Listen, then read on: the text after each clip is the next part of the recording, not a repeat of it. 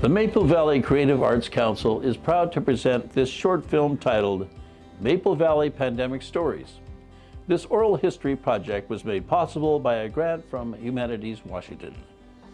We thank them for their support of local artists and specifically our project. Throughout 2022, we invited Maple Valley residents to answer questions about their coronavirus pandemic experience. We wanted to document this unusual time. They could write their responses or meet for an in-person interview.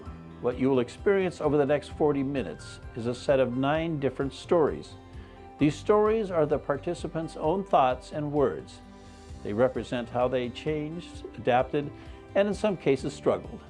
Their words show the capacity and character of our neighbors in overcoming the dramatic obstacles brought on by a once-in-a-century health pandemic.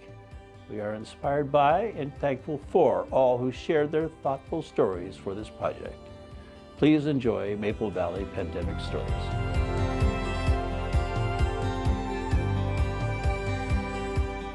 This interview is with Shannon Brannon of Maple Valley, Washington. Good morning, Shannon. Good morning. On March 13, 2020, the President of the United States declared a national emergency concerning the coronavirus disease outbreak, and the governor of Washington ordered a statewide school closure. Do you remember what you were doing and thinking that day? I do remember it quite well. I teach at Tahoma High School, and we had been anticipating this day for a few weeks. When it finally came, it was surreal. I could not really believe that we would be closing school for 6 weeks. It was a thought that was absolutely unheard of. 6 weeks seemed like it would be an eternity. What happened next? School in the spring of 2020 was very much an optional activity for kids.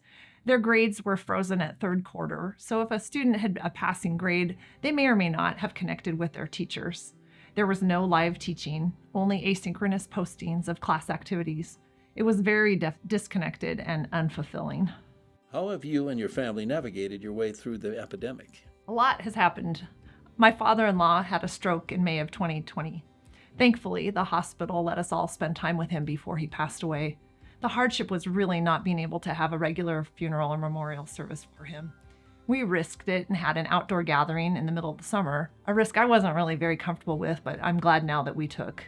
My younger son and I got the virus in October of 2020. We had very mild symptoms. I thought I had a sinus infection, and he had more of bronchitis-type symptoms. We recovered quickly, and I taught remotely through the whole thing. Then my husband got Omicron in October of 2021. He was vaccinated. I've never seen him sicker, and I wonder if he would have been hospitalized if he had not had the vaccination. Thankfully, he's fine now. I'm happy to hear you're all okay now. Would you like to share anything else? I really loved how much time we got to spend with our younger son. Our daily walks will always be moments I'll treasure. I think spending that time together when he otherwise would have been out of the house a lot more. He was a senior in that year of the 2020-2021 school year. They were precious times. Thank you for sharing your story, Shannon. My pleasure. This interview is with Sharon Chastain, who has been the children's librarian for the Maple Valley branch of the King County Library System for the past 25 years. Can you remember what you were doing or thinking on the day that the governor issued the stay home, stay healthy order and the library was set to close for 2 weeks? Yes. The last day that the Maple Valley Library was open, I was there as people flooded in returning books and grabbing piles of books to take home just in case. And it was like Black Friday, only with free books. People were excited, anxious, and unsure about what was to come. Everybody was talking, but we all felt like we were going forward together. None of us knew it would be so long. And when I went home to start the lockdown, I started to worry that I'd been exposed in the crowds. I'd been surrounded by people all day long, no masks at that point, and I was fine, but that was the first time I experienced anxiety around exposure. It's like, welcome to COVID-19. Can you explain how your work changed? Well, work went from face-to-face interactions with hundreds of children, parents, teachers, and community partners to social media connection on Facebook. It was the most immediate way I could reach out to my storytime families and my teachers because we were all connected there. So when book publishers gave permissions to read books online, almost immediately, within a week, I was able to start a Facebook Live story time because many of the families were already connected with me there. We'd been there together for years. And we have a Maple Valley Library children's page that we all connect on. And that's where we turned to find each other when things got strange. Using my personal iPad and laptop, I read to them and connected with them from my home, from my kitchen, in fact. Storytime is a library staple and something I've done for years. It's full of music, movement, and wordplay. And families come to the library to read and sing together. It's community at its most engaging and silly. And when I went online, I maintained Storytime straight through for almost 2 years on Facebook, along with book talks and science programs. And there are around 200 plus participants each week. My Facebook Live story times reached all around the world, which was new for me. It was surprising and fun. People living in Maple Valley with family members in India, Ireland, Canada, Maryland, and more were able to share story time together each week. News of story time online became kind of a word of mouth thing, going from family to family. And being able to maintain connection with my local families and reach former story timers from all over the place, as well as extended family and friends all around the world, was amazing. It kept me grounded and centered during very strange times. Eventually, the library system figured out Zoom programming, and Facebook Live changed to Zoom story times. Zoom story time, which started because of the pandemic, will continue. We're still doing them now. We still have about 200 Zoom Storytime kids each week, but they tend to be more local to King County than worldwide, but from all over the county. I still get questions and views from around the world for my Facebook posts, but Storytime is in person again, and Zoom. I miss the idea of families around the world sharing in Storytime together on Facebook, but it would cost a lot of money to buy the publisher permissions that were free during COVID. So now we stick with Zoom and in-person Storytimes. So we also had my teachers in the Tahoma School District. They were amazing partners during the pandemic.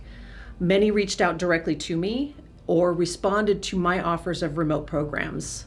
I was reading to up to 1,500 students each month as I Zoomed with their online classes. I've been able to be in direct contact with my teachers and their students more during the pandemic than I was ever able to manage in person. And we'll probably be holding on to some of the ways we connected during the pandemic, even as things return to more in-person options. How did the physical difference of working from home affect you? The King County Library System supported staff by allowing us to work from home immediately. I figured out how to use all my personal technology to read to my audience. I found the time before vaccination, working from home to be incredibly productive. I was able to focus solely on my work as a children's librarian with my dogs by my side, and it was an amazing time. I didn't feel isolated. I felt surrounded by my community. If you think about 1 year from now into the future, what do you hope you will be doing? I try not to look too far ahead or get my hopes up too high, as things seem to go forward 3 steps and back 2. My hope is that the pandemic will be shadowy history in a year, and we'll be able to all be engaged in our lives and communities, too much engaged in our lives and communities to worry too much about it. It will be of the past. Thank you for sharing your story, Sharon. My pleasure. This interview is with Stacy Shireman of Maple Valley, Washington. Good afternoon, Stacy. Good afternoon. On March 13, 2020, Governor Jay Inslee ordered a statewide school closure to slow the spread of COVID-19. Do you remember what you were doing and thinking on this day? We were told a few days before this date that schools would close for 6 weeks, and I really thought it would be 6 weeks. On March 13th, about a third of my class was absent. Parents were keeping their kids home with all the unknowns at the time. The rest of my class and I were doing our annual fundraiser. It was snowing and there were jokes about toilet paper shortages. I remember having each kid load up a bag with books to take home from my classroom library. I had no idea how we were going to continue schooling, but I just wanted them to have books. In the beginning, how did you connect with people? In the beginning, every meeting for work was on Zoom, so everybody learned Zoom. We pushed out weekly content to our students through Google Classroom or Seesaw. I held twice weekly meetings, not lessons, with my class. It felt like the most unnatural way to go about teaching children. If you went out, where did you go and what was it like? We did go to Orcas Island in June 2020. They were really strict about the masks in Island County before the rest of the state, so the requirement to wear a mask in the grocery store was very new. And I felt concerned for my son and my teenage sister who was with us. She had suffered with her mental health as the pandemic started. So seeing everyone in a mask and wearing one was kind of traumatizing for her at that time. Did you get the virus, or do you know anyone who did? I did not know many people who got the virus until recently. To my knowledge, I did not get the virus, nor did anyone in my immediate family. Did your career, work, life change? I teach students who all started their kindergarten year online. Some of them came back to school part-time and socially distanced for the second half of the year. There are a lot of social skills at this age of kids are missing that I usually take for granted. I've had to address many more social and emotional needs in addition to getting all the academic requirements back from pre-pandemic this year. Social distancing is done, but these kids don't have a lot of experience playing and working so closely together. One thing that changed that I love is doing many more meetings online. Did your use of technology change in terms of your work? As a teacher, my job changed 100%. I had to do my job in a completely new way after 15 years. It was a huge learning curve. I learned so much about Google, and now I use technology every day, much more than ever before. Parent and teacher conferences have been really helped by video conferencing technology. I was able to conference with the entire family of a student who lived with his aunt and uncle while his dad was stationed somewhere else and his mother lived in Asia. It was such a great opportunity that would not have happened if not for the pandemic. Some people are reflecting back on the past 2 years. Although there were many restrictions, frustrations, and stress, perhaps some good things happened. Do you have any thoughts about positive effects? I'm proud of myself and my fellow teachers for learning so many new skills in a short amount of time for the benefit of our students. I'm grateful I was able to complete my administrator certification during the 2020 to 2021 school year. I don't think I would be able to complete the entire program in 1 year if not for the pandemic and the work and school changes that happened because of it. Looking back, is there anything you would like to do again or do differently? I would embrace the changes, roll with the punches, and take advantage of the gift of time that was given for reflection instead of anxiety about what's to come. Thank you for sharing your story, Stacy. My pleasure. And there you go. This interview is with Andy Peck of Maple Valley, Washington. Good afternoon, Andy. Good afternoon. Do you remember what you were doing or thinking in March of 2020 when the governor of the state of Washington ordered the statewide quarantine? I was very surprised at the unprecedented and extreme measures taken by other countries and cities in the U.S. I did not expect the virus to actually have a major impact on our lives. By the time that measures were imposed in this area, it wasn't a surprise. What was daily life like for you? Were you affected by many restrictions? Since we were retired, work wasn't an issue. For a while, our grandchildren did remote school from our home while our house was having water damage repaired. Grocery shopping was initially done by delivery or pickup. Eventually, I shopped in person, taking advantage of senior hours. When in-person schooling returned, we committed to putting our grandchildren on the school bus and meeting their bus in the afternoon since we were not traveling due to COVID, and it minimized their contact with other children outside of school. I am now shopping normally except for wearing a mask. Our travel has generally been limited to local drives and camping in our motorhome. Did your use of technology change? Absolutely. Technology has made COVID more bearable than with previous pandemics, but only for those with access to high-speed internet. It allowed our grandchildren to participate in virtual school. It allowed me to continue participating in volunteer activities. My wife changed from meeting annually with her high school friends to weekly Zoom meetings. People without high-speed internet access were isolated and left behind their peers. Were there other hardships that you would care to share with us? None other than a sense of guilt because we were better positioned to survive the effects of COVID than so many other people. We are retired and financially comfortable. We were also able to help with care of our grandchildren. Their mother is a speech therapist in local elementary school and her father travels extensively for work. Our daughter commented that if we'd not been available to help with childcare, she would have needed to quit her job. She stated that we've affected the lives not only of her 2 children, but for her 50 student clients. COVID did not interrupt our family members' income. We consider ourselves extremely fortunate. It was a major inconvenience, but not a disaster. Thank you, Andy, for sharing your story. My pleasure. This interview is with Dee Hope of Maple Valley, Washington. Good morning, Dee. Good morning. How did the statewide shutdown because of the COVID quarantine affect you? I was working at a school and we had to shut it down.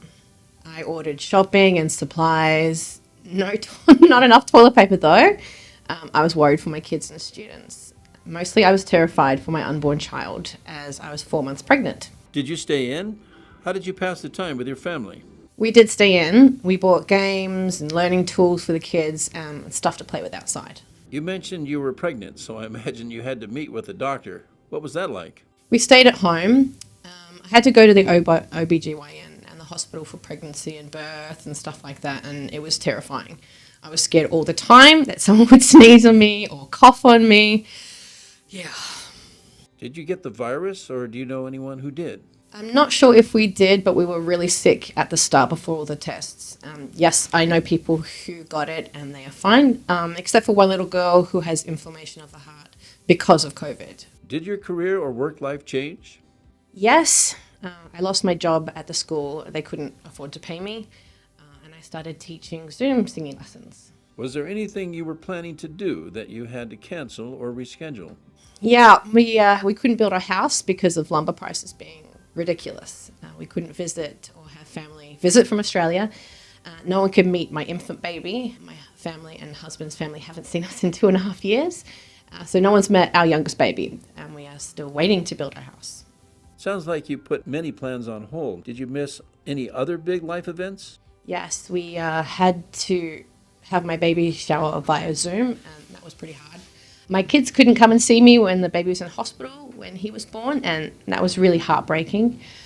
I miss my family get-togethers back home, and I haven't been able to meet many babies that were born in that time. My 40th birthday was also missed as my family and friends couldn't come. Were you able to start any new projects? Well, I did start a mums group to keep in touch and contact with the mums in my community to reach out and have mum time. And it's been really hard for mums. I've been reaching out to the community through Buy Nothing and buying eggs from neighbours instead of the store. We also had a weekly Zoom trivia, which was a lifesaver for many of my friends. We were able to host Girl Scouts over Zoom no matter what, and I can give singing lessons on Zoom if a family member is sick. You certainly did a lot on Zoom. Is there anything else you would want to share? We did lose 2 friends to suicide during the quarantine. The isolation really hurt a lot of people, and it just breaks my heart. My son really struggled being away from people. He is sick and was talking about death a lot. He had such a horrid experience when he lost his school. He missed his friends and refused to wear clothing. My daughter struggled, but she could play with her friends on Xbox and Kids Messenger, so it wasn't as bad for her. I felt so much sadness not being able to share my last pregnancy and birth of my baby with anyone, but it did make me reach out to the community and make friends with my awesome neighbours. I got to know people I wouldn't normally have reached out to. Thank you for sharing your story. My pleasure.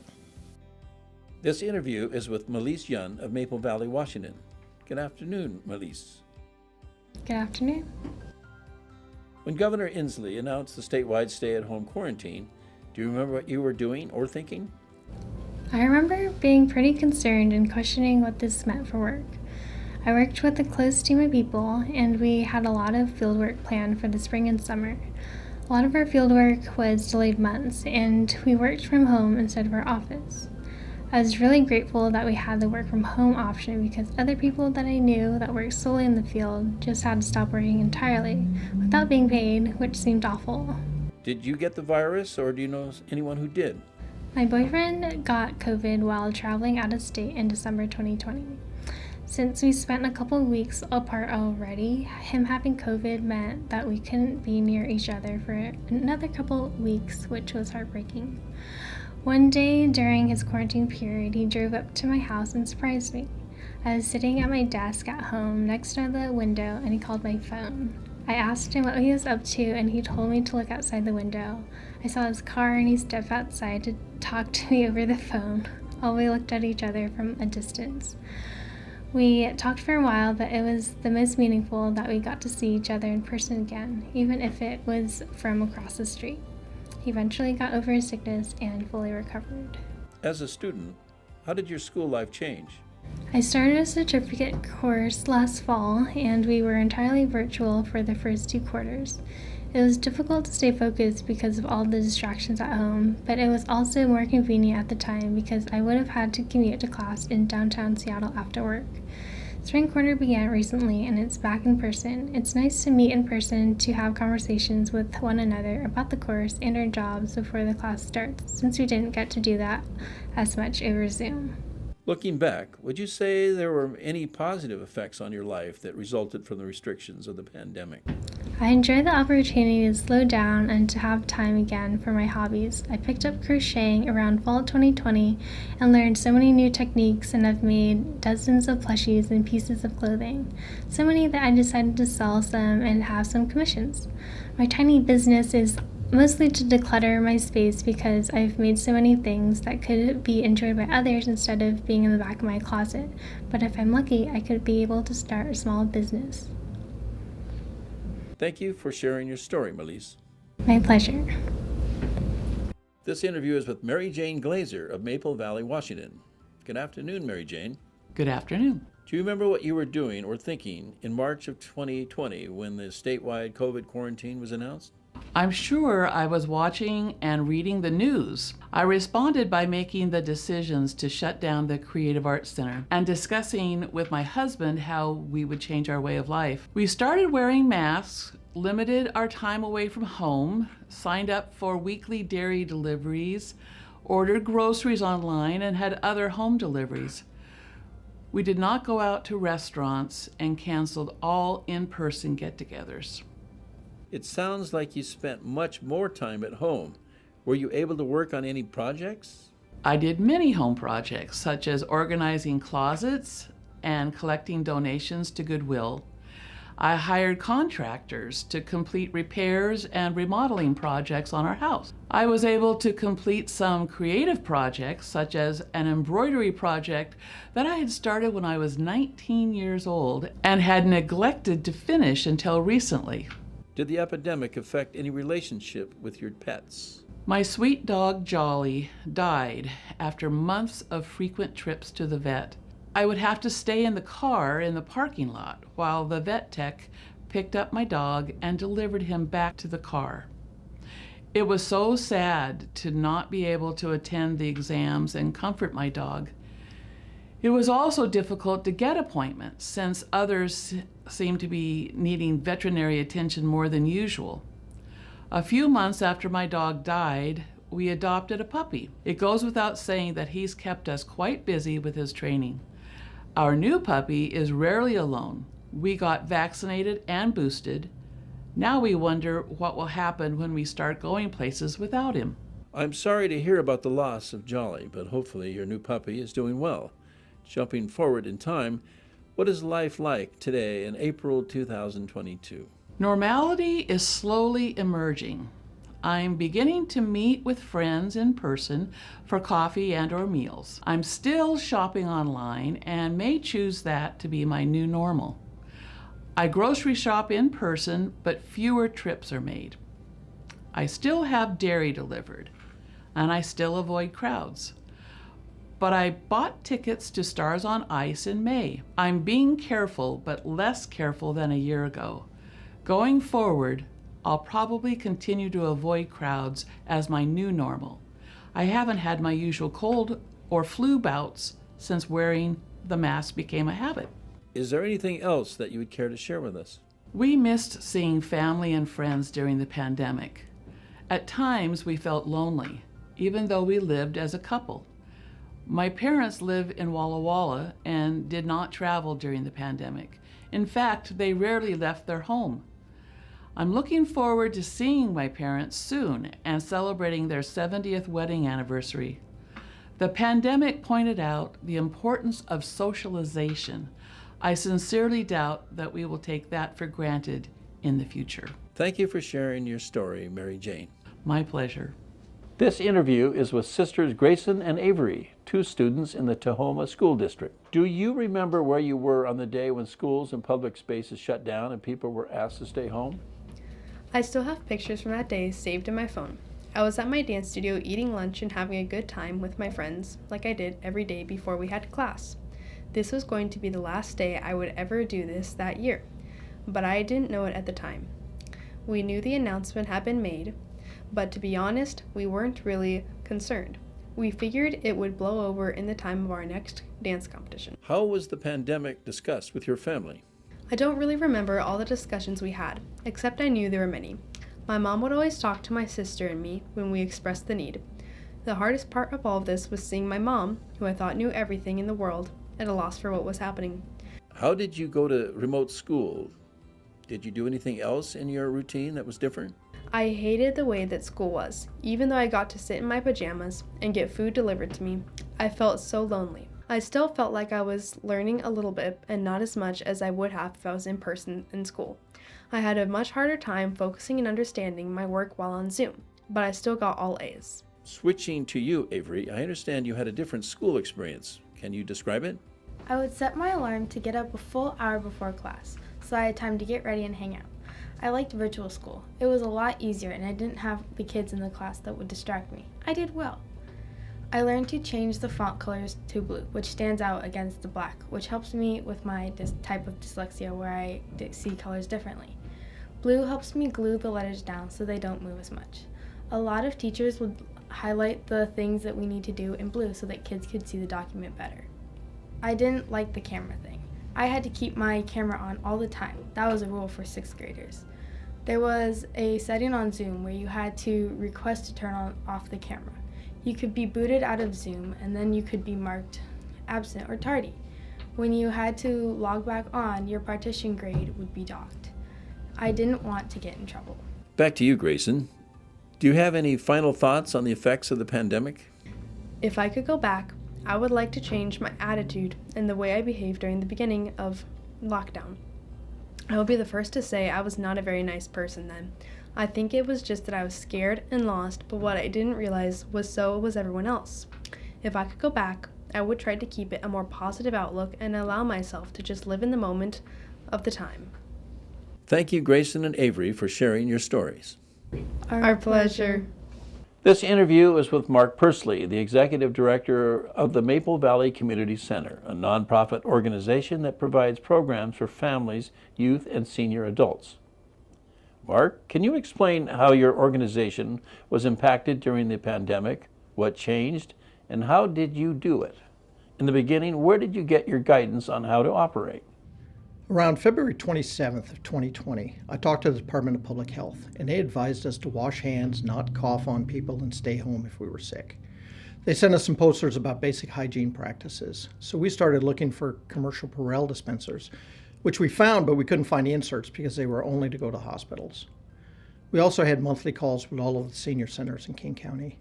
We were all asking each other, how do we fit in? We're not a restaurant, a store, a stadium, church, or school. We were in no man's land, and there was never a rule that seemed to apply to us. On March 11, our Maple Valley staff went to the Auburn Senior Center to see how their drive-through program worked. On March 23rd, our governor issued an executive order to close our doors to the public, which was our community. We were shut down. The following day, I met with my executive board, and we decided to continue the meal program and let the staff know their options. We started our marketing campaign the next day, sending out postcards, posting on Facebook and our website, and scheduling robocalls, letting our community know we would be running a Monday, Wednesday, Friday drive-through lunch program. We had a hard meeting on the 25th of March with our staff. I remember sitting in our main hall, all of our staff in a big circle, 6 feet apart, so we were just kind of shouting at each other. I went around the circle to each person and asked, do you feel comfortable being here? I told them if they want to be here, we'd love to have them. If you don't feel comfortable, that's perfectly fine. You'll be furloughed. I also told them I appreciate you, appreciate what you do, but don't come to work. And they pretty much made their decisions then. Half of my staff furloughed themselves. And I think those that furloughed themselves didn't think it would last more than 2 weeks. We served our first senior drive-through lunches on March 16th, 2020. We served 38 people and delivered 3 additional lunches. Over the course of 27 months, our numbers grew from 30 or 40 a day to about 170. We had some people who were furloughed who had lost their jobs, but what we did notice is that we had a lot of people who were coming through in luxury cars. They didn't need the food. They told us things like, coming here is why I took a shower today, or this is why I got up today, to drive through the lunch line.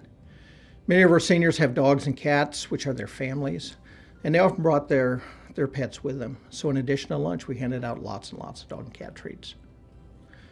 We brought in celebrity and military greeters, the mayor, the chamber manager, the new school superintendent, the school board president, and costumed Tahoma School District mascots from every school. We had a polar bear, an otter, an eagle, and a tiger. We also had the Army National Guard and Washington State Guard who were called up to work COVID emergency responses. They loved it here because instead of being called away, they got to go home every night to their families. We tried to play up the holidays. For Easter, I put on a bunny suit. For Christmas, we had Santa and his elves from the Rotary Club. On Veterans Day, we handed out flags, we gave out flowers, and said, "Thank you for your service."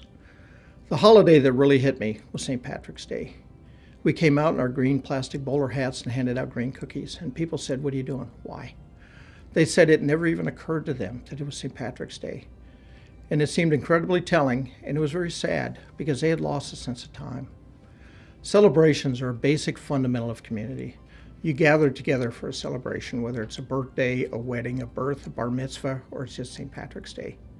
Celebrations bring communities together, and they just drifted. It may seem like such a minor thing, but celebrations are important because they mark milestones that I think a community needs to recognize.